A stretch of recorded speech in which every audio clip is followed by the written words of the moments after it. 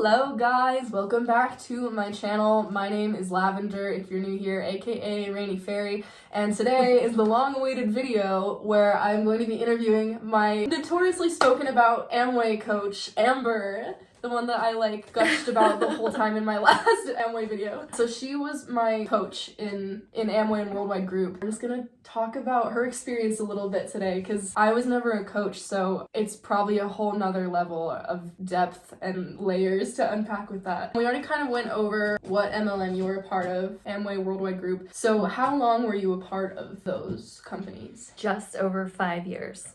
It's a long time. It is. I mean, it went by really fast, but yeah. 5 years of my life. So what was it that initially got you interested in it and made you want to join? So in 2018 is when I joined. At the time, I was pretty fresh out of a divorce, and it was my second divorce. And so I was already pretty raw from that, just really big life experience change, right? I was literally less than a year fresh out of this divorce, and I had just moved.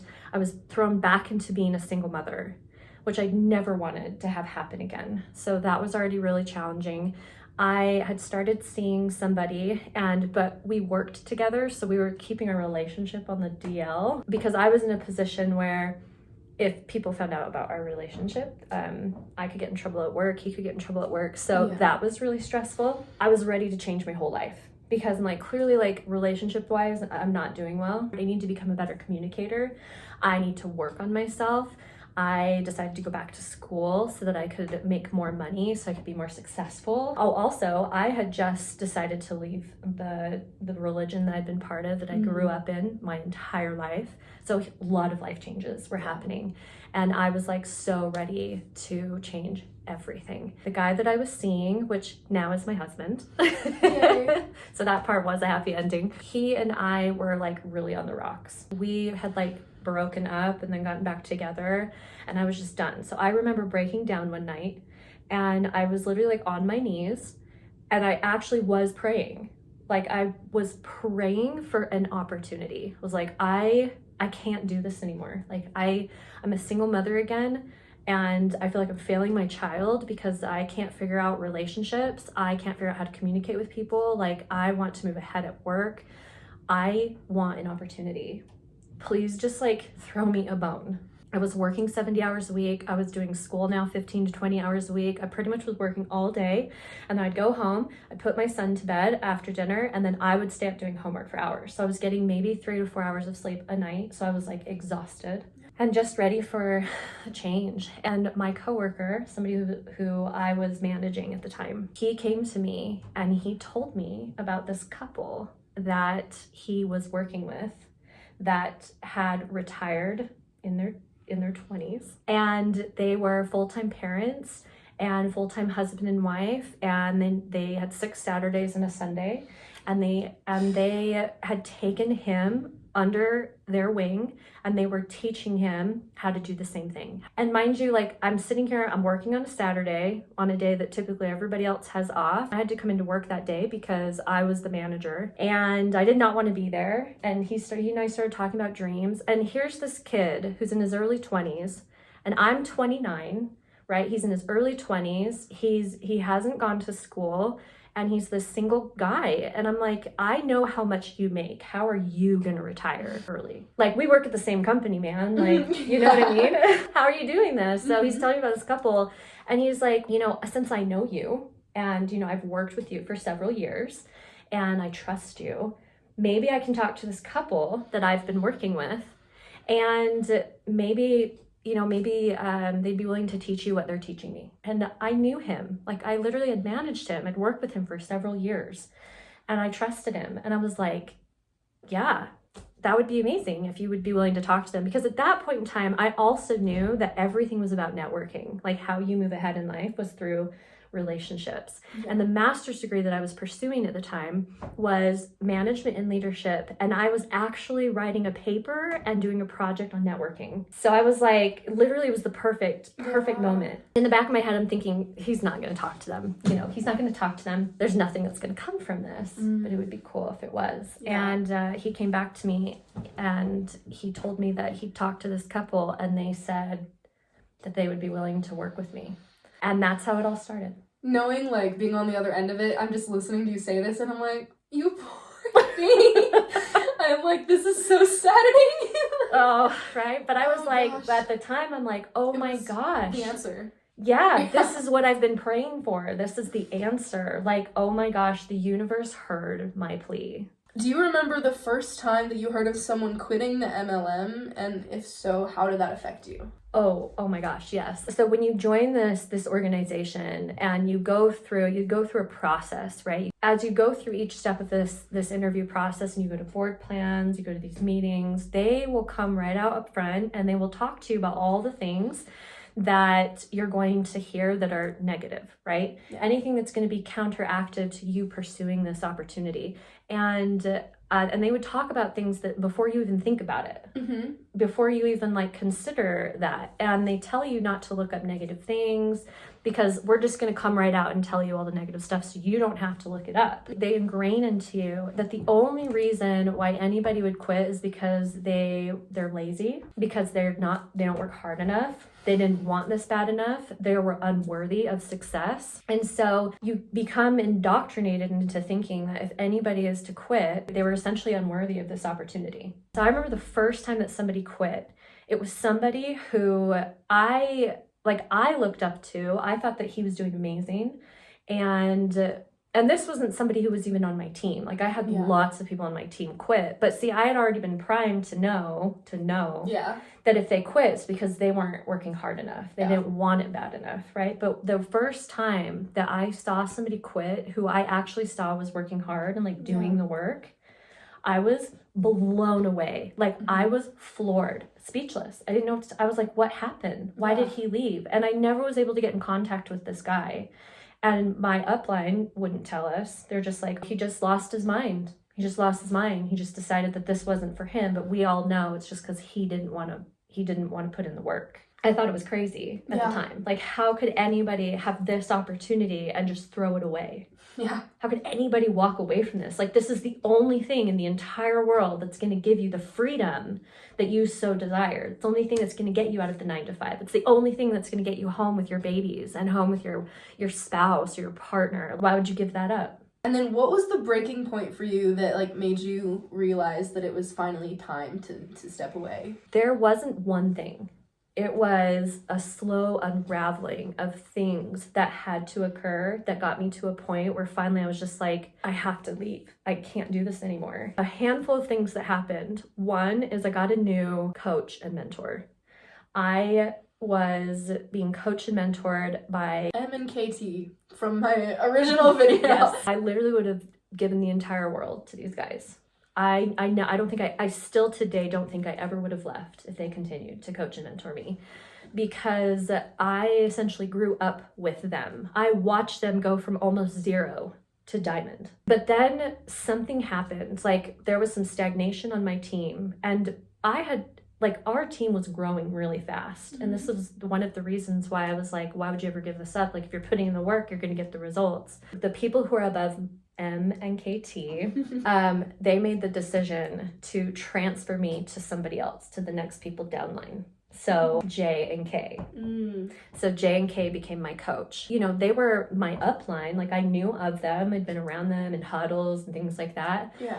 But I didn't have like a relationship with them. Yeah. Okay. So when they transferred me to being coached and mentored by them, I felt so betrayed. I felt abandoned. Like I didn't work hard enough. I wasn't worthy enough to continue to be mentored by the people who had been with me since the beginning. Yeah. They need to take their attention elsewhere. So that was the first kind of unraveling. And I started working with J and K. J is a pathological liar. Like we immediately butted heads. But I had respect for this guy because I had watched the work that he'd been doing, right? Yeah. And he seemed very genuine. Mm-hmm. I started getting into board plans with him and building a relationship with him. And I would catch him in lie after lie after lie. And I would address things with him and he would gaslight me and he would deflect and he would say that, no, I just perceived it wrong or I misunderstood. but it was over and over and over again. He would tell things to my team, like my team, people that I had poured so much love, and people who I actually thought I was advocating for, who I was helping to obtain freedom. He was saying things destructive to them, that was harmful to them, and he wouldn't ever own up to the things that I was trying to talk to him about, like away from the team. That was an unraveling of a couple of years. And I kept trying to sidestep it and be like, no, it's just me. It's all in my head. I am misunderstanding. But things just kept building up. The lies kept building up. The mind games just kept building up. And then finally, I started making decisions that weren't totally in alignment with the rest of the organization. And I started feeling ostracized. And I started feeling what so many other people had been feeling who weren't all in. And even though like I was all in, I wasn't repeating the same manipulative phrases and tactics that they were doing to me. And they knew that I was doing that. And so I was getting ostracized. I wasn't being edified as much. I wasn't getting as much accolades. And I was starting to feel that like separation happening. So then I started experiencing things the way that other people on my team and on other teams had told me they were feeling. So it's almost like I started seeing things from a different perspective. Yeah. And again, I don't think that would have happened if I would continue to be coached and mentored by M and KT. So I am really grateful that this happened, because I don't think that I would have seen the true colors of this organization, of Worldwide Group, if not for J and K. Same. Right? I started listening to podcasts about cults. While you were still in it? Yeah, I did. Good for you. I started listening to podcasts about cults, and I was listening to ones about Scientology and a lot of like the religious ones that are really well known. And then I listened to this podcast, and it was about, I think it was like Lulu Rowe or something. But oh my gosh, her experience literally mirrored mine. Everything from like where she was in her life when this opportunity came into her life to like create freedom for herself, the manipulation, the indoctrination, like her life experience mirrored mine, almost parallel. At the end of the podcast, like I was bawling, because I finally like had to come to terms with the fact that, wow, am I in a cult? And I feel like we throw the word cult in there, and there's a lot of people that immediately will just step back and be like, that's a little too aggressive, or like, I'm not listening anymore. Yeah. But I feel like just calling it for what it is. And I remember like talking to my husband, and I was like, I have to leave. We have to leave. And he's like, I already decided that I wanted to. I've just been waiting for you. And that was on June 1st of last year. What was keeping me from leaving was the courage. I was so scared. I was so scared to leave, because my entire life had been intertwined with this organization, this opportunity. I had quit my master's degree. I quit school. I had left my job. All of my goals and dreams were wrapped up into this. What was I going to tell my son? What was I going to tell him? That like we're going to have to take all our pictures, our dreams off the dream wall, that we weren't going to be able to accomplish everything. Like, we'd been doing this for 5 years. What would I do if I left? You know? And they do it that way on purpose. It's not supposed to be easy to leave. My whole income was wrapped up in this. So what was that like when you finally decided to pull the trigger? Honestly, it was terrifying. I really didn't know what I was going to do. My whole everything was wrapped up in this. It was my entire life. Literally my entire life. I was on the brink of qualifying for platinum. Yeah. I had over 40, 45, almost 50 people quit.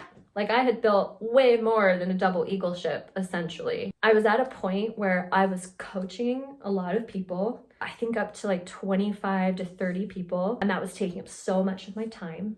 And so this was a job. This was a full-time job on top of the job that I was already working. Yeah. So on one hand, it was like, the idea was so liberating. My time will be mine again. I could travel. Like, I could go places and I don't have to ask for permission. Like, I can make decisions without having to ask for permission. I would actually have freedom. The freedom that I've been fighting for, I actually would have now. But the flip side of that, absolutely terrifying, like almost debilitatingly terrifying. This was my plan A. I had given up school and I was 6 months away from graduating. I had no career path anymore. I was working at a basic job. I was making $15 an hour. And when I had started in this opportunity, I was a manager at a large corporate company, a solar company, and I was making like $40 an hour. Like I was making good money. But I had essentially like whittled myself down so that as much time as I could dedicate to building this is what I was going to do, because this was my end plan. This was my goal. And I was so close. I'd gotten debt free. I'd put money in the bank. I was so close to being free, being home with my babies. But I was like, if I leave, I now have to tell every single person that I've been telling the last 5 years that I'm going to be walking away from my job and I'm going to be free. That just kidding, I was wrong. Having to admit that I made a mistake was the hardest part of the entire thing, because that would then mean the last 5 years of my life were for nothing. So I know that the way that your husband thinks, I know you think very like emotionally and very like with like your hope and your heart. I feel like he's more of like a skeptical person than you are. I was surprised he didn't like catch it earlier on. No, it's so funny that you say that, because he totally did catch on really early. When I get like focused and determined on something, nothing can stop me. So he was just like, okay, I'll marry a girl in an MLM. So when you start through an interview process, if you are dating somebody, you're essentially required to go through together, because that person you're dating is going to have more influence over your decisions than the person who's taking you through the interview process. Well, they didn't know I was dating anybody. So I went through a whole interview process. I got launched into business, so into my first major function on my own. I had a totally different experience, and had Eric come through with me, I think it would have been way different. I had already decided, once Eric came through the process, I literally said this to Jay. I told him, I said, if Eric doesn't pursue this, we're breaking up. I was like, I'm so done with guys like intervening in my life and like screwing me over. I will not allow anybody to get in between me and pursuing this. If there were any other like career pursuit, like I'd be like, yes, girl. I know. For the first year, he really did, like he gave it, well, it was like the first like 6 months to a year. He really did give it his all. In the first 6 months, I put together an eagle ship, which actually within the first 5 months, because I remember I hadn't even hit my 6-month mark yet, and everybody was like, whoa. Eagle ship is you have 6 people that you've recruited and are now part of your team that you directly sponsored, which you think would be not so hard, but actually it's quite challenging. But here's where I had a leg up. Here was my advantage. All I've ever done is invest into relationships.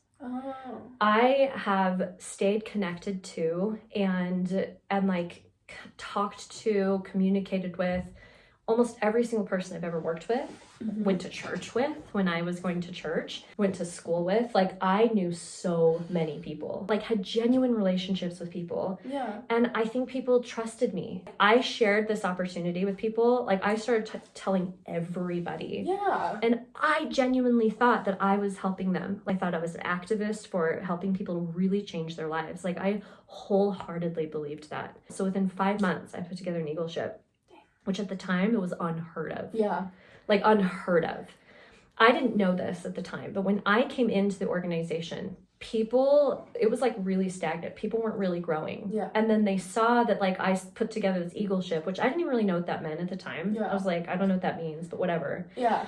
They told me I just needed to have 12 people that like directly sponsored on my team, and that I'll go platinum, whatever that means, and I'll replace my income, and I'll get to be a full-time mom. That's all I cared about. I just wanted to be a full-time mom, and it was a bonus that I was able to help people. Eric, like he went all in, and he was like talking to people, and he was like doing everything he was supposed to do. But after about a year, he started getting like way skeptical, and it was even probably before that. He was like, I don't know, Amber, like I don't see anybody actually retiring. And I was like, what do you mean? Like the people who, like our mentors are retired. And he's like, yeah, but not really. All they're doing is meetings. Yeah. All they're doing is going around and talking to people.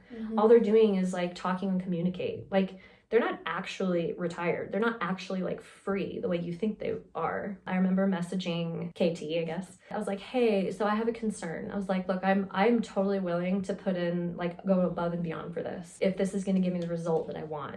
And my result that I want is to be able to replace my income, and I want to be able to travel. I want to travel full time with my son. Am I going to be able to do that if I keep doing this? She's like, yeah, you can do whatever you want. Like, people do whatever they want once they go platinum. Like, that's the level where you really can replace your income. But here's the thing, like, most people, once they get to that level, like, they started for the money, but they stay for the people. And so you're probably going to find that you're just going to want to like stick around and like help your team and like do meetings and things, because that's going to be like most important to you. But like, you can do whatever you want. And Eric was like, I don't see anybody doing that, Amber. And so he started bringing up those concerns. He became like less and less all in, while I became more and more and more all in. And it caused this huge drift in our relationship. And a couple of years in, like, I was considering breaking up with him, because all I kept getting from my coaches and mentors were, he's holding you back.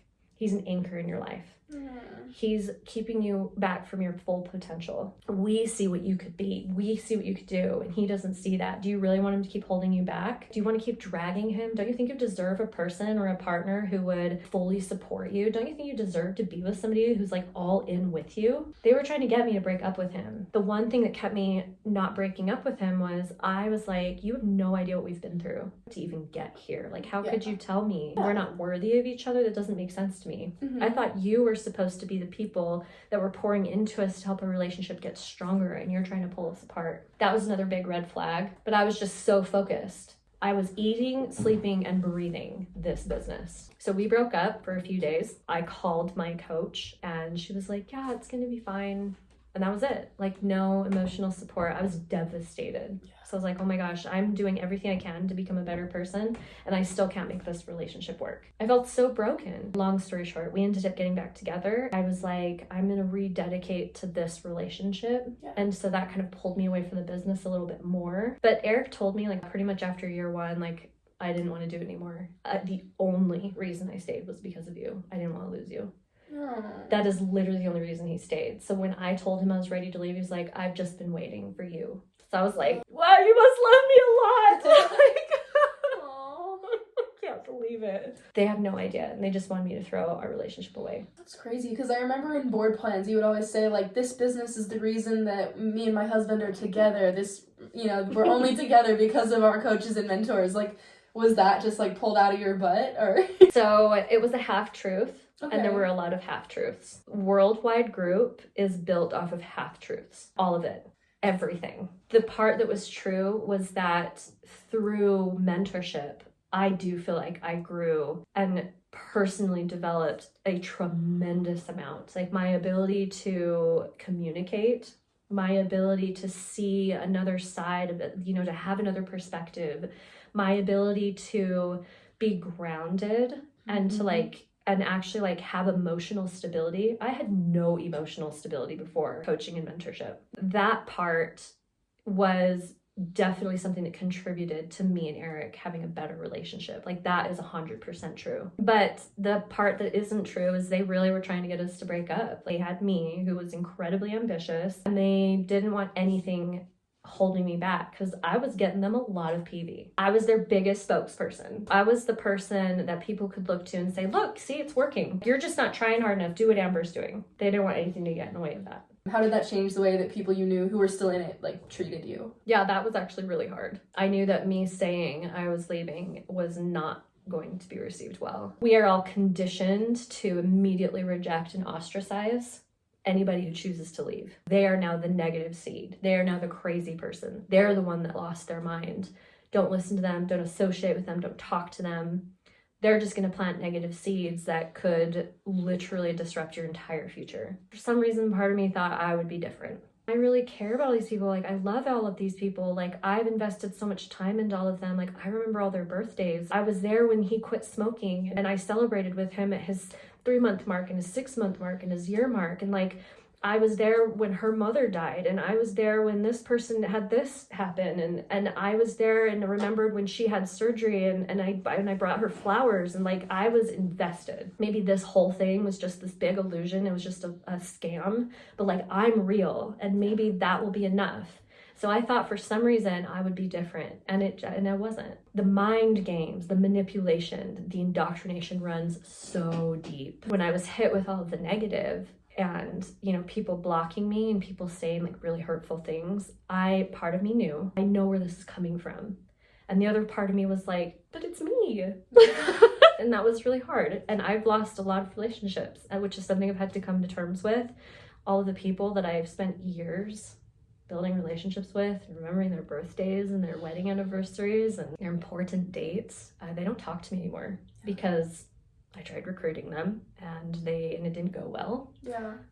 Or I did successfully recruit them and they saw it for what it was, and I was part of the problem, and they blocked me, and I lost so many relationships. And even now, there are very few people from the team that I even still talk to. Yeah. And you're one of them. Yay! My hope, honestly, like my whole intention in sharing any parts of my story is I'm just hoping that somebody who's part of this organization, even just who is a part of my team, will see it, and maybe something will click. Clear some fog away from the mirror. If they are watching this right now, what would you say to them? I think I would say, of all the things that I could say, that you're worthy of changing. It's unfair to think that you have to have permanence in every aspect of your life. It's unfair for somebody to place you in a box, even though you're trying to do everything to get out of a box. You're just moving from one box into another. And it's unfair for somebody to say you can't change, you can't want anything different. You can't be somebody else without having these other rules. If you want to change your life, you can change your life, but you don't have to follow somebody else's rules. And you're worthy of anything it is that you're wanting, but don't do it out of fear, and don't do it through manipulation. I wish somebody would have told me that. Same, but even if they did, I doubt I would have listened. Same. Yeah, no, same, because that's just who I am. Yeah. I had to learn the hard so way. Brainwashed. Yeah, I mean, same. But also, like, with how brainwashed you are, like, it doesn't matter what someone says, like, you're taught at all costs, don't listen to them. Yeah. But you can always plant a seed. Either way, you're worthy. I kind of told you about how chaotic and like it was like an action movie when I left. It was super crazy the way that everything unfolded and how chaotic that whole story was. Did you have a similar experience when you left? Like, did it feel like this crazy unraveling of this Coraline world that you were like, oh my gosh, it's the other mother, she's not who she says she is? Oh my gosh. Like, honestly, that is such a good analogy. Yeah. Coraline. Yeah. Straight up Coraline. Yes. It definitely wasn't as traumatic as yours because you did it all in person and I did not. I knew as soon as I had decided to leave, I couldn't put it off, right? So June 1st at like 3 p.m. was when that snap came. And I was like, I have to leave. I have to leave. If I put this off, like it's going to be so much worse because I'm now disconnected and I can't fake it. We had an organizational essentially coming up. That was in 2 nights. I did not want to go. And I had meetings every single night. So it's not like I could just like step away easily and just kind of like fade into the black, you know what I mean? Like I was like very involved. And so I was kind of freaking out a little, like what do I do with my team? Like, and I've worked in the corporate world for a long time. So I know what it's like when you have somebody who's stepping away and you kind of merge somebody in, right? Like I know how to make that seamless. In my head, that's what I thought was going to happen. And that way it's not super disruptive. That way the team won't be as, jarred by me leaving. That is not how it happened. I remember sending a Kate to Jay and Kay. I sent it to both of them. I was like, hey, I have something really important I need to communicate. Do you have time tonight that I can talk to you? I just want to jump on a phone call. Silence, radio silence. And they are usually like really fast at getting back. So do you think they knew? I think they knew. I was already starting to be like ostracized. They could feel something in me had changed. Yeah, I messaged him, nothing. And I had an event going on that night. So I was like, okay, like this needs to happen like right now. Finally, I was like, I can't wait any longer. So I wrote a paragraph was like, hey, I didn't really want to have to do this like via text, but I've Yeah. waited almost 6 hours for you to get back to me, and Yeah. I've gotten nothing. I sent this paragraph on text about me choosing to step away. He immediately texted me back. We ended up getting on a phone call. It was just him. He was really like cold, and he was just like, yeah, okay, great. Well, yeah, thanks for letting us know. Sorry to hear that it's come to this, but yeah, let's do a Zoom meeting tonight with the team. How about 10:30? And I was like, well, like tonight? And he's like, yeah. And I said, isn't that kind of late? And he's like, no, we just got to get it done now. And he's like, and we will communicate to the team that you're choosing to quit. And I was like, well, I would like to talk to the team. He's like, yeah. We'll jump on a Zoom call tonight. Why don't you send a message to everybody on the team? Let them know that we're doing a Zoom. I'll send you a Zoom link. And I was like, well, what about all of my meetings? He's like, no, don't worry about the meetings tonight. And I was like, okay, but we're never supposed to not show up. Like, you're supposed to show up even if you're dying. Yeah, like literally. you never miss a meeting. I have like a full 3 weeks schedule of meetings right now. What do you want to do there? Like, what's the plan? He's like, yeah, we'll just talk about it tonight on the Zoom. I'm talking to Eric about this, and Eric's like, he's gonna take over, Amber. Don't let him take over. And I was like, I'm sure it's not gonna be like that. It'll be fine. It'll be okay. And as it gets closer and closer and closer, I'm like, actually, no, I don't think it's going to be okay. So Jay texts me. He was like, hey, we're going to have you not jump on the Zoom call. Like, we're just going to communicate to everybody about you choosing to step away. We just don't want you to like plant any seeds of doubt or plant any like seeds of negativity. And I was like, no, I won't. I wouldn't. Yeah. I just want to say bye to everybody. That's it. And he's like, no, it's okay. It'll be totally fine. It's like, in fact, why don't you hold off on saying anything until after I do the meeting, and then you can text them. And then I'll let you know when it's okay to talk to everybody. Ew. And Eric's like, don't do it, Amber. He is trying to take control of this, and you know he's only going to talk shit on you. I didn't think that this would actually happen, but it did. It did happen. So I immediately sent a text to everybody. I was just like hoping that people would read it before the meeting started, because I had no idea what he was going to say. He didn't even want me to be on the meeting. So I sent that out, and I just sat there. I was like shaking, and I felt like I was going to throw up. And Eric's like, you knew this was going to happen. It's going to be okay. Whatever happens now, it's going to be okay. And he's like, I'm so proud of you. And he gave me a hug. He's like, I know this is so hard. And I was just like, I just love all of these people, and I don't know if they even believe that. And then, yeah, they were cold, and they were heartless. M and KT never even reached out to me. Never, which blew my mind. And then the person who sponsored me, like, he reached out a couple of times, and he was like, yeah, so like keep me updated on your life. And like at first I was like, I want to do that. Like, this could be a genuine relationship. But like the longer that I sat with that, I just get this icky feeling of like, no, I can't. I need to distance myself from all of this. So I blocked my entire upline. I blocked them on social media, and I was like, I immediately fell into this like, I have to distance myself from everything having to do with this organization as much as possible, because I was in so much pain. Like, I was hurting, and I was just reeling, incredulous that this had happened. I felt like my whole life was over, and I just needed to like create space for myself to like process and digest and dissect and figure out what was true and what wasn't. The whole experience about how they had reacted to me and how this all went down was like, this is who you really are. You are not the person who cares about people, who like really has the best interests at heart. You're not the person who says that even if you quit, we still love you. Even though you say, we want to, stay in contact with you, and we want to help you out, and we love you anyway, and we support your dreams, even if it's not this, you are a liar. Yeah. All of you are liars. All of you. And I was part of that problem. One of the things that I've had to really digest is that I was part of the problem. I was part of the group, the organization, the insidiousness of it all. Even though my intentions, I felt like were pure, it doesn't matter, because at the end of the day, I still caused pain. Whether or not my intention was good or not, makes no difference because I still inflicted that on other people, just like they did to me. I have to swallow that. And I know there's so many people that are part of this organization who were like me, who actually think that they're doing good. And they will say, no, I'm better for this. I had so much anxiety before this, and now I'm filled with joy. And I feel I was suicidal, and now I have so much hope. But do you know how many people were suicidal because of this opportunity? Me. Do you know how many people have way more anxiety because of this opportunity? I can still call it an opportunity. Yeah, I know. I still can't walk into a group of people or a store or the mall.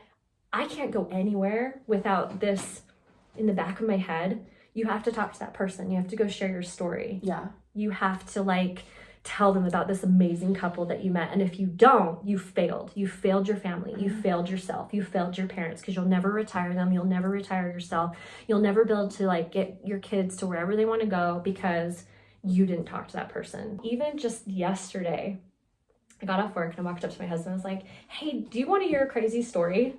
And he laughed at me. And I was like, what? And he was like, is it about a couple? And I was like, no, no! I saw 111.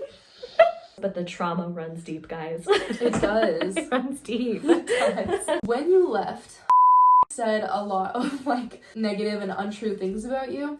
So I thought it'd be interesting for the people watching this who are like, no, this isn't true, because Jay told me this and this and this and this and that about Amber. I am on the inside of that, so I know everything that he said. So we can hear it straight from the horse's mouth, whether or not those things were true.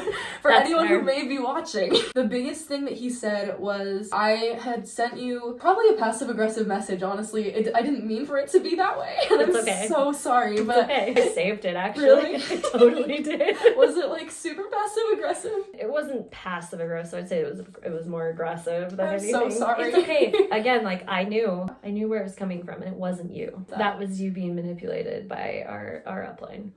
I appreciate it. And that was right before you blocked me. And so I went to, it was either J or A. I think I went to both of them. And I was like, hey, this is what I sent to Amber. Did this come off wrong? Did this come off mean in a way that I wasn't meaning? And they were like, no, that looks totally normal. And then Jay proceeded to tell me this. He was like, well, you know the reason that Amber blocked you, right? And I was like, no. And he was like, do you know why she wasn't coming to incentives? And I was like, no. And he was like, well, because she told us that she's only in this for the money and she doesn't care about the association. And so when she left, of course she blocked you because she doesn't care about you. She was here for the money and that's it. Let's hear that from you. Is that true or is that a fabrication? Oh, that's so frustrating. Yeah. But not surprising because that is him. Here was my gripe with incentives. I, for the first 4 years, went to every single incentive because the idea, right, is that the incentives are for you to go and get around your upline. It's about the association. You work so hard to be able to get into those rooms. So here was the thing.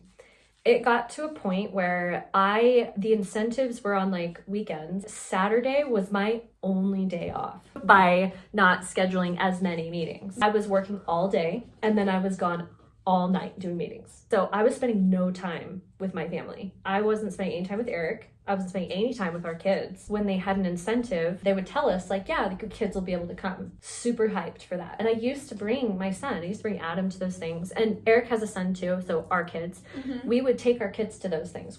I would work my butt off so that I could qualify for those incentives. Well, it got to a point where these incentives kids weren't invited to anymore. And then it wasn't even necessarily about associating with your upline, because you would go and there would be so many people, which was awesome that so many people were qualifying. Mm-hmm. But you never got to really even talk to your upline. Incentives just became about huddles. Yeah.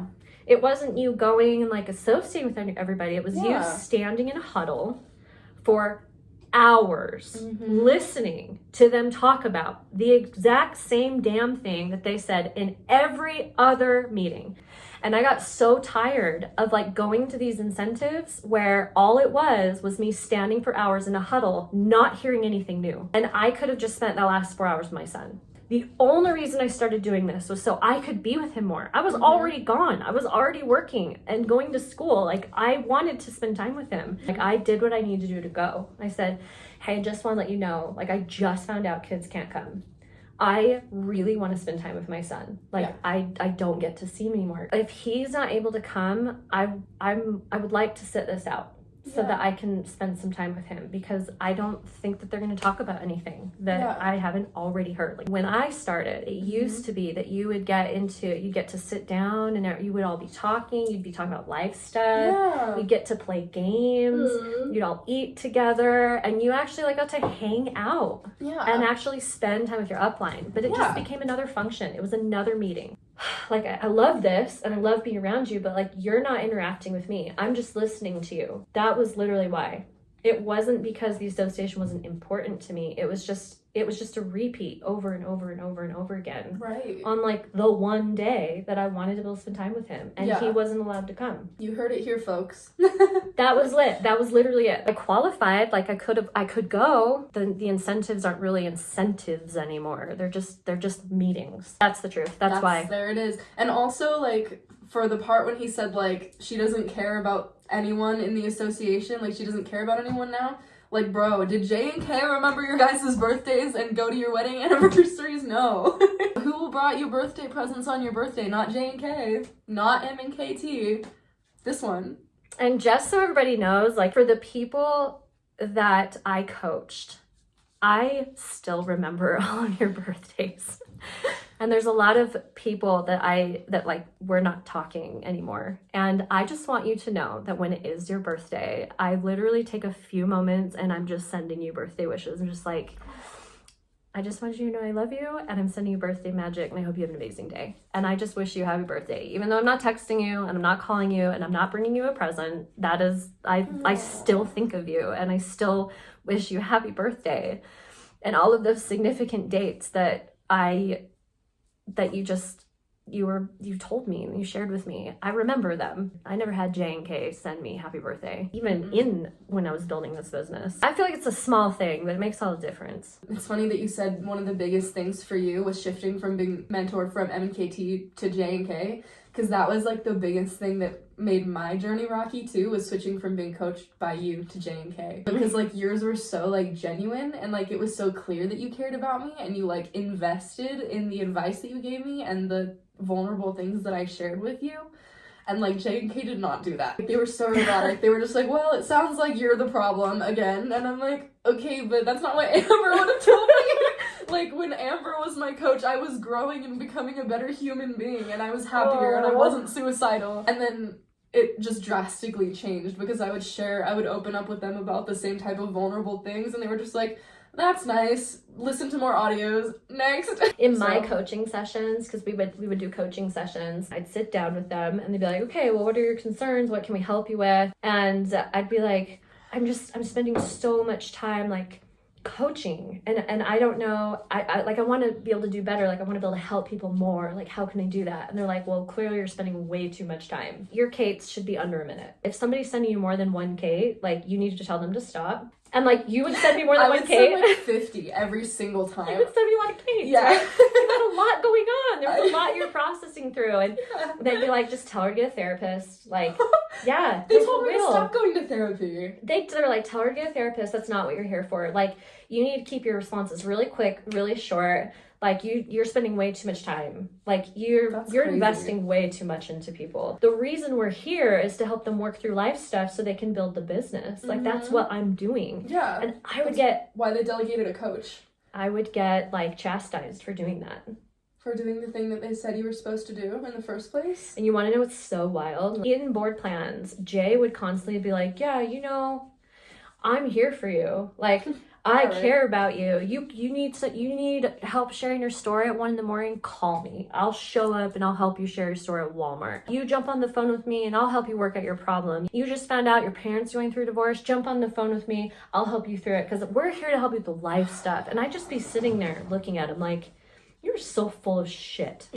Because you don't do that, and you get mad at me for doing that. Yeah, I can say firsthand, as someone who's been coached by them. They did not do that at all. It's like you would respond in the same day to like 15 Kates that were all 5 minutes long, and they would take like 2 weeks to respond to like one like 2-minute Kate. That goes to show. That is very true. What were some of the craziest things that you were told to do or give up while you were in the MLM? Oh my gosh, I gave up everything. Okay, but here's the thing. Here's what they're going to tell you.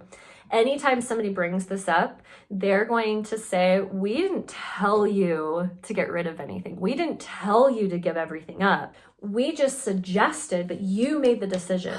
You have to take responsibility. You have to take ownership over your life. We didn't tell you to do anything. That's the like scapegoat, right? Yeah, but they planted the seed though. 100%. Okay, well, I quit school, being 6 months away from graduating with my master's degree. I gave that up. I didn't do anything outside of building this business. 100%. Did you sell your furniture so you wouldn't have an excuse to like sit at home and be like complacent? Yeah, I did actually. So I had zero furniture. And all of these were things that I was getting like pats on the back for. They were like, yeah, like you are all in. Like this is what dedication looks like. We didn't have any furniture. I didn't have a couch. I didn't have a table. I didn't have like, I had like a card table you could like fold up, but it was so I could close it and have more space for people to come in for a board plan. All I had were the fold up chairs for people to sit at board plans. And that's what I would sit on to eat. Or I would sit on the floor when we were eating. Even to this day, I still have my mattress on the floor. It's just old habits, right? Yeah. It wasn't even share your story once a day. For me, it was I had to share my story at least 10 times. And if I didn't hit 10, then I needed to do something negative. So like I needed to take a cold shower, or they even suggested sleeping in the bathtub, or don't eat. Go without dinner. That's your punishment. Or just don't eat for the whole day. Do something that makes you uncomfortable. That's like, obviously it's not going to kill you, but something's going to be like really uncomfortable to like motivate yourself to get it done. I did those things, which is crazy to think about. I didn't buy normal food.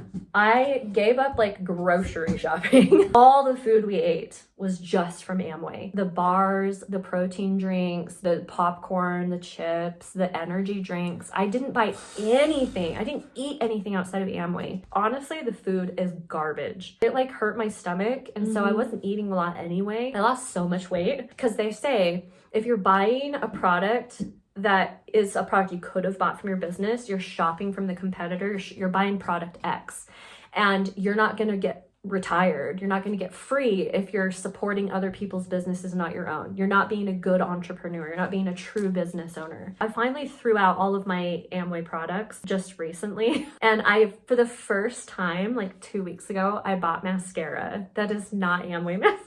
I did that last week. Because I just wasn't wearing any makeup, right? I was like, oh my gosh, like, this is not Amway mascara.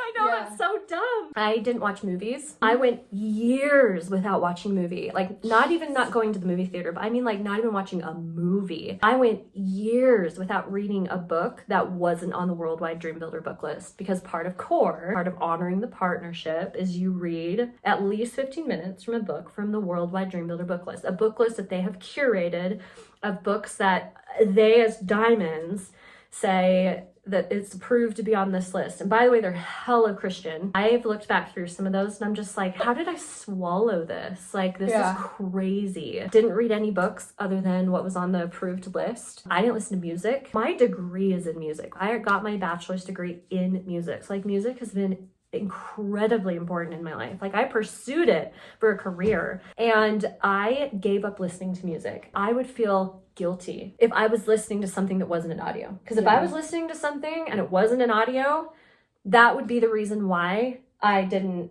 get free, that I didn't get to retire, that I didn't go diamond. That would be the reason why, because I listened to music. I didn't go out with friends. If I wouldn't have already been dating Eric, I wouldn't have dated. And I don't know that anybody would have dated me either, because I was so crazy invested. It's like, I was psycho crazy invested in this. You're preaching to the choir, girl. That sounds exactly like everything I did. And I saw so much of me in you. I was like, Lavender's like a little me. I saw that too, and everyone else would tell me that too. Like J and K would tell me that, my cross line would tell me.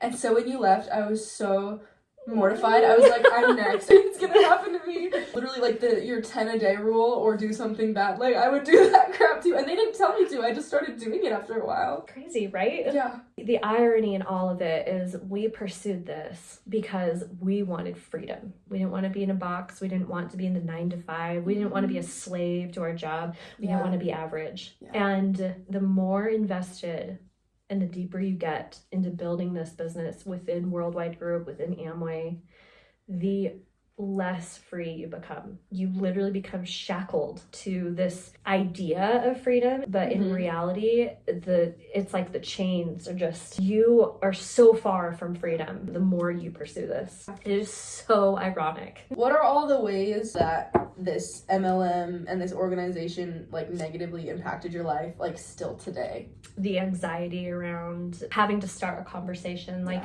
seeing a person and then having this maybe 30-second conversation in my head of like, you have to talk to that person, you have to ask them about their day, you have to start a conversation, you have to share about the couple that you met, being like, no, I don't have to do that. I don't have to do that anymore. There's definitely anxiety around starting conversation with people, like just learning how to be normal again, like actually be normal again. I'm so good at talking to people, but not having that agenda anymore. There is a fear that is placed in you, literally like the fear of God, that if you leave, you will not be successful. If you leave, you will never be abundant. You will never be able to create the life that you want. You will never be able to accomplish your dreams. You cannot do it on your own.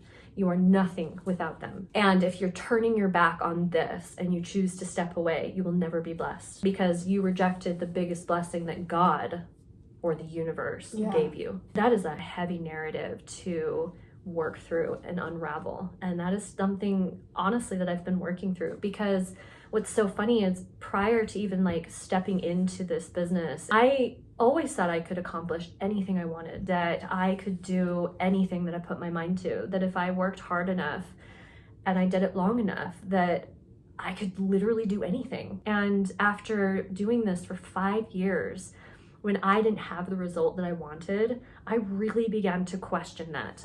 It really got to me. Am I actually worthy? Like, am I actually do I have the ability to accomplish what I put my mind and my heart into? Because clearly it's not happening. Like, I should have already done it. What's wrong with me? So this past year has really been like reaffirming to myself, I am worthy. I can accomplish what I want to. And it might not look like exactly what I thought it was gonna look like, but I can do anything that I want. And abundance is my birthright. I don't need these people who all they do is manipulate people for their own personal gain to accomplish something in my life. Like, that is a really big one that has been a negative repercussion. Just questioning my own self-worth and my value. I think one other big one was I was having a really hard time with making any kind of decision with certainty, because I always like checked in, like, hey, this is what I want to do. Should I do it? Because you're supposed to seek perspective on any big life decision. And really, they say any small life decision, because everything impacts you building your business. Like, before I did any big things like moving or getting a car or getting my car repaired or changing schools for my son, or should I take this promotion? Should I move to this department? But then even down to little things, I'm thinking of doing this like cleanse, like, should I do that for my body? Or I really don't feel good like eating these foods. Like, is it okay if I go to the grocery store and maybe work in some like eggs in my diet, or I don't know, anything else? Yeah. You know what I mean? After leaving, like, there was this sense of liberation of like, oh my gosh, like, I don't have to check in with anybody anymore. Like, I can actually like take ownership over my life, like, wholly and totally. But now, like, can I make my own decisions? Like, am I gonna make the right ones? Can I actually like manage my life? I've spent the whole year battling with the same thing, and I've had many calls to Samantha being like, Samantha, what should I do? I don't have a coach or a mentor and I can't function. This was part of the unraveling for me. I realized that being part of this organization and being coached and mentored, whether they know that they're doing this or not, they separate you from your own intuition, from your ability to think through things in your life. They say your thinking got you to where you are now. And if you want to move forward, if you want to get to where we are, you have to take your brain out and you have to put ours in. Don't even think for yourself. But one of the questions they ask you when you go through an interview process is, are you a free thinker? It is ridiculous because they don't actually want you to be a free thinker. They want you to be, as a person, free thinking enough that you want something different from the rest of society. You're not a sheep, right?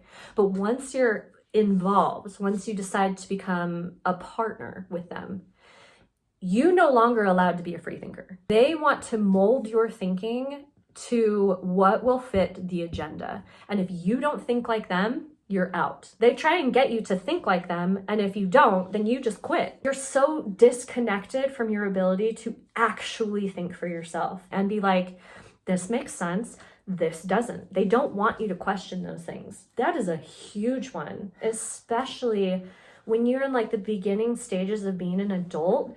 It is insidious. You are developing as an adult, and they're looking for people who are like 18, 19, 20, early 20s, so that they can grab you up and mold your brain the way they want it. That's why they're trying to get you in early. It's evil. And I feel like even like subconsciously, like I didn't know that was the reason, but I knew that like younger people my age are like easier to recruit. And so I was always hesitant to go up to like older people when I was in Walmart and whatnot, because they were always the ones that were like, that's stupid, that's a scam. But the people my age were always curious and ambitious and wanted more. And I just told myself, oh, it's because the older people have given up. They've been in the corporate world too long and they don't have any hope anymore. But like, no, it was literally what you said. Yeah, you are still figuring out who you are. You're not totally like centered in yourself yet. It's so insidious. Were you ever like accused of anything crazy when you were like recruiting people? I know I had some people like accuse me of wild stuff. Like one person that I reached out to, who I didn't know, by the way, it was just like a mutual on a social media. I guess they were like a minor, and so someone like accused me of like trying to sex traffic, and that's why I was reaching out to everyone on social media. Or like I would reach out to someone and their spouse would reach out to me and be like, you're trying to be a homewrecker, you're trying to, get with my husband or my wife. Did you ever have anything crazy like that happen? Nothing like that. Okay. Fortunately, I mainly just had people who were like, you're just trying to take advantage of me in a bad situation. Because again, you're most vulnerable when you're going through big life changes.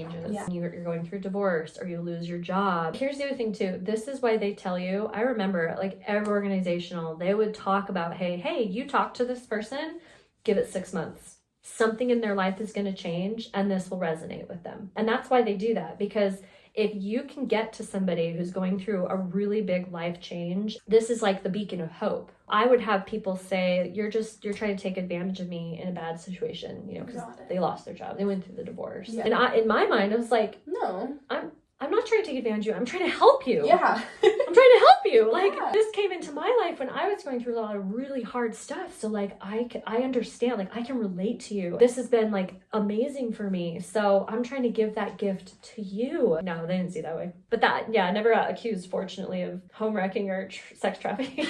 That's super good. And I told J and K that, and then they didn't even know what to say to that. So, they sent it up to M and KT. And then they sent it up to TB and LB. And like it went all the way upline, and I guess they said that only happens when you're double-minded. And Jay actually told me that happened to you. He was like, the only other person I've seen that happen to was Amber, and it was because she was double-minded. And I was like, okay. I've never ever had that happen to me. That's so wild. Okay, see, another lie from Jade exposed. Heard it here. Also, if I was probably the least double-minded person in that she was all in. entire organization, because I was like 200,000% all in. Yeah. Like I was not double-minded, which is why I couldn't figure out why I hadn't gone platinum yet. But I think the universe was just like, this isn't really what you really want, Amber. So would you say that even for like a little bit, there were anything in the business that helped you? Yeah, I mean, in the beginning, I really thought this was it. I thought this was the answer. I was given so much hope and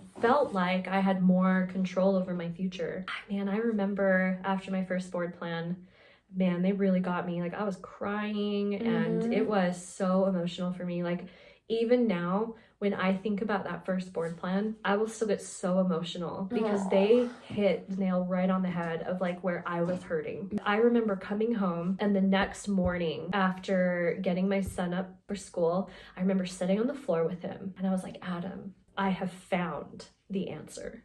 And he's like, what is it? And he was 9. And I said, so you know that couple that I've been telling you about, that I've been going through this like interview process? And he's like, yeah. And I said, well, I had a meeting last night and I met them and I was able to talk to them. And this this is what we've been looking for. This is the answer where I'm not going to have to work as much anymore. And we're going to be able to travel and like, we're going to be able to spend time together and I'll be able to homeschool you. He's like, really? And he was so excited. And I was so excited. I had hope that I did not have before. I expanded my dreams like beyond anything that I had done before. And this was also what made it so hard to leave. If you'd walked into my home, our walls were wallpapered with our dreams, like floor to ceiling, every single wall covered with pictures of our dreams, of places we wanted to travel, things that we were going to be able to accomplish. Adam and I, we made this big dream home with like a zip line into the pool, and we had secret passageways and like a slide that went down to like a theater room. And I had all these dreams of Eric and like things that we were going to do and accomplish. And I never allowed myself to dream like that before, because I'm like, I'm not going to allow myself to do something I know I'm never going to be able to accomplish. I developed more people skills because I was talking to people all the time. So if I had any anxiety about talking to people before, that is gone. I could start a conversation with anybody. I feel like it did the opposite for me. I didn't before, and now I do have anxiety about talking to people. Give it time. Once the the agenda side of things where you like feel like you have to start a conversation, once you're able to like heal all of that, you can have conversations without be like, okay, where can I insert my story? I'm a better communicator with my husband. I'm like way more emotionally stable. I feel like I have learned how to be more present. Would you say there were any rules or behaviors in the MLM that were cult-like? All of them. Beautiful. I agree. One big one is love bombing. Yes. I didn't even know what that was until I started actually like studying like cults. You immediately, when you're walking into a room, you don't know anybody and nobody knows you, but suddenly they all love you. Yeah. And you are the most important person, the most lovely person that they've ever met. And everybody just like surrounds you and they love you and you're amazing. And oh my gosh, you can do anything. And I'm so happy you're here and the world is better with you in it. And I'm going to hug you 4 times. And I mean, they love bomb you so hard. I literally did not know what that was. I didn't know there was a word for it. You feel so good. You feel so seen. You feel so validated. You feel like you matter. And maybe for the very first time in your entire life, you feel like people care about you and you didn't even have to do anything.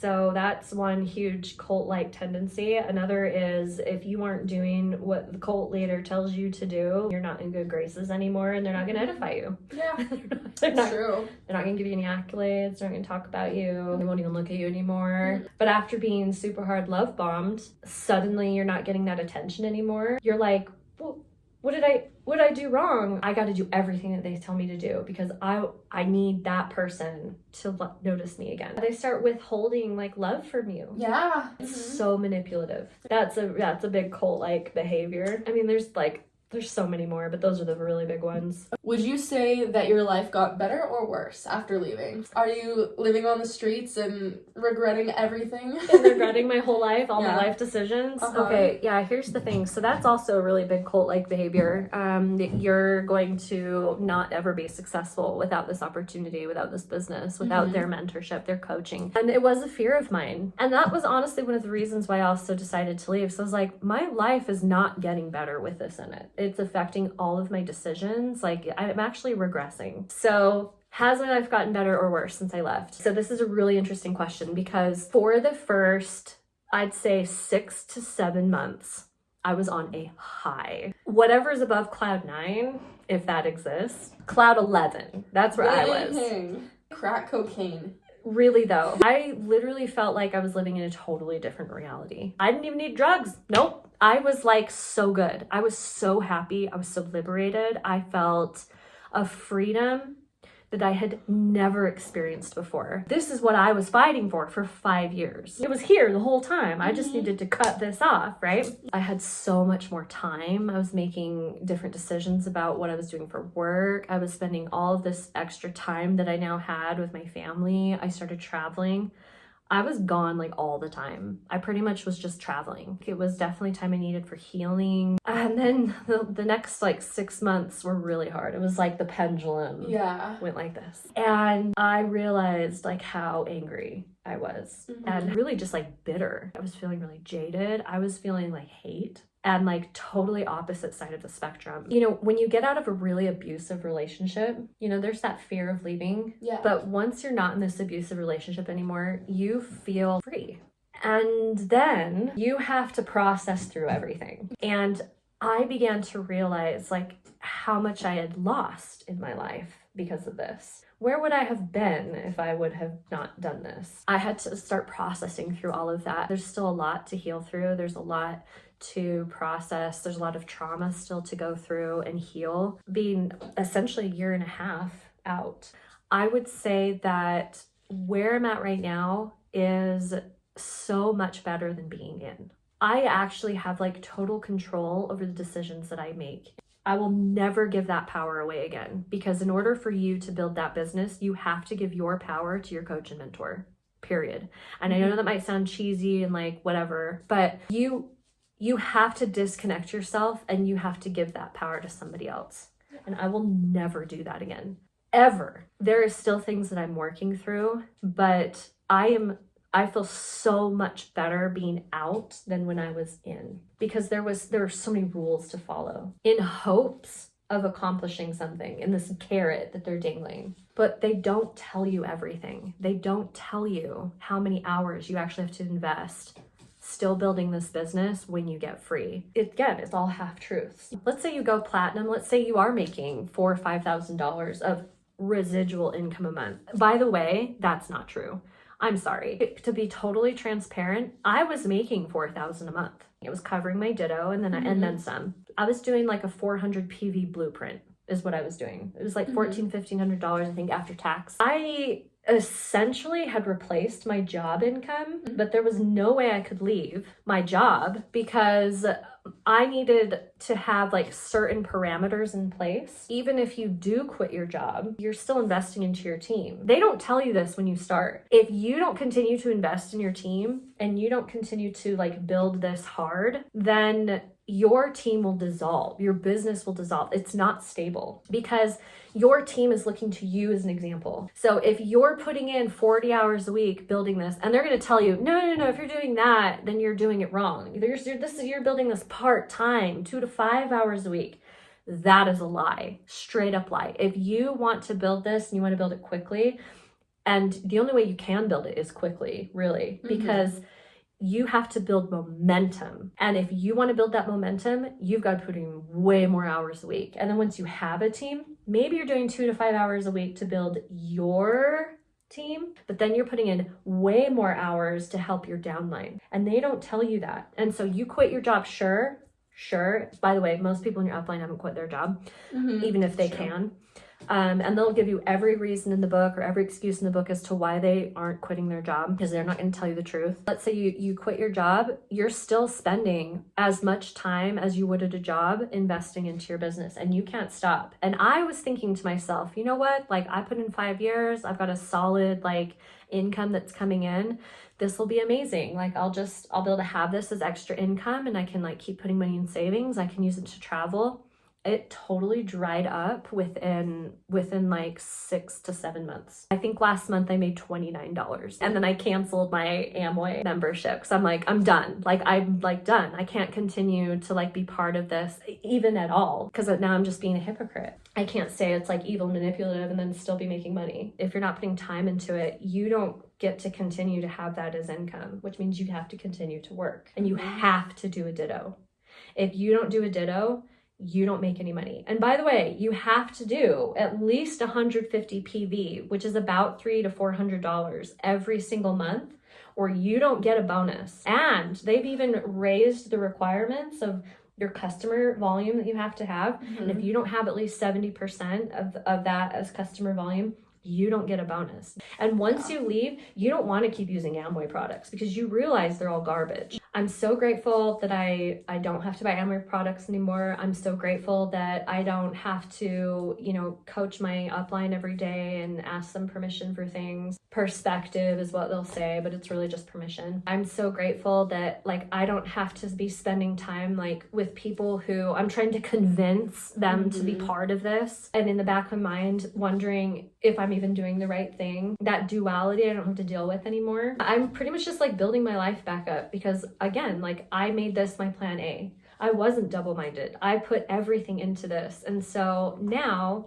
these last 6 months, I've been figuring out, okay, well, what do I actually want my life to look like? Where do I want to go? What do I feel passionate about now? What do I want to put my time into? And what do I want to do for work? What brings me joy? That's what I've been doing the last 6 months, is like figuring that out and taking steps in that direction and just doing things that I feel wholeheartedly like passionate about. And it's been a long road. That's the thing. They'll put fear into you that if you leave, that you won't be able to be successful in anything and that you'll be nothing without this. And I'm just telling you that is not the case. That is not true.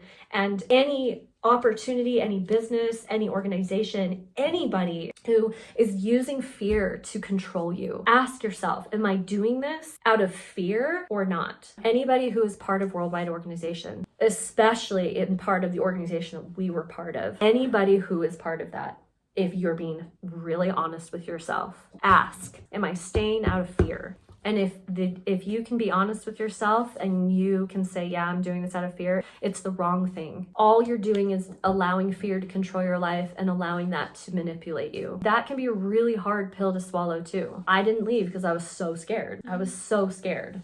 I was scared about what people would think about me. I was scared about the relationships I would lose. I was scared about what my upline would think.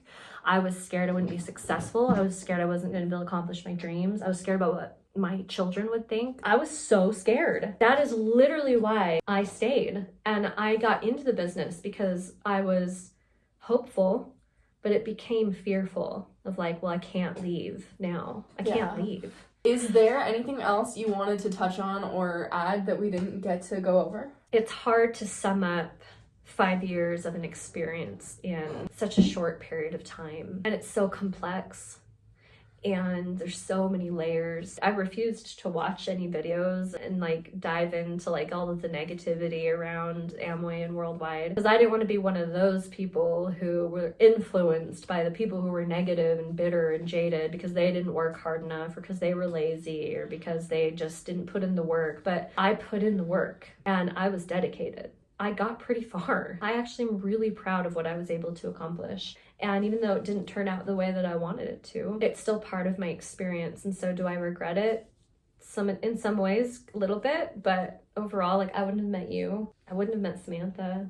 I still have some relationships that I like really value and hold dear. And I've learned so much about who I am, what I'm willing to tolerate and what I'm not willing to tolerate anymore. If there's anybody that's actually watching this who is part of Worldwide Group and is part of, Amway or anything that's like this, we all decided to become part of it at some point because we do have a genuine desire to move forward in life and to be better people and to be an activist for something that matters. And I don't think there's anything wrong with that. Like, that's commendable. But on the other side of that, again, if anybody is still part of this organization that's still watching or even considering joining this organization, really just ask yourself if this truly is something that really aligns with where you want to be in life. Don't be afraid of the answer that comes. And if it is something that aligns with where you're at right now, awesome. It's your life. But if what you are experiencing, what you are hearing, what you are being told, if there's any part of it that really does not align with you in your life, maybe it did at one point, but it doesn't anymore, give yourself permission to change. You are allowed to change. Nothing in life is permanent, and you shouldn't be forced or feel like you have to be permanent as well. You can be allowed and want something different if it doesn't align anymore, and that's okay. Maybe there are people in your upline that you're afraid won't love you anymore, and that might be the truth because they didn't love you to begin with. But you will find people who do love you and who do support you, and those are the people that you should surround yourself with. And that's something that I've had to learn as well, and I'm grateful for. Amen. Thank you so much for coming on my channel and doing this with me and sharing your story. Is there anything that you want to promote? I mean, I do have my own YouTube channel. It's Wandering Sound Bath, and I create guided immersive meditations. I've had so much fun doing those. They're really different than other meditations. So if you're into meditating, or even if you're not, give it a try. Yeah. But help her get free from her 9 to 5 in a way that's not a scam. Thank you so much for I just thank you for allowing me to share. Of course. I really appreciate it. I appreciate you being willing to. I always wanted to share my story. I always thought it would be on a worldwide stage, but that's not the case. But that's okay. But this will reach more people, and this will actually help people. I hope so. I do hope so. Well, thank you. Thank you. I love you. I love you too. I'm proud of you. Proud of you too. We survived. We did. Thank you guys so much for watching. If you enjoyed the video, please leave a like. It helps me out so much with getting this out to more people who can see it and be helped by it. And it helps me to, again, get closer to my goal of, you know, ditching my 9-to-5 eventually, but in like a good way that's not gonna harm anybody. And make sure to go check out Amber's YouTube channel. You guys have a wonderful time of day that you're watching this. And I'll see you in the next video. Bye-bye.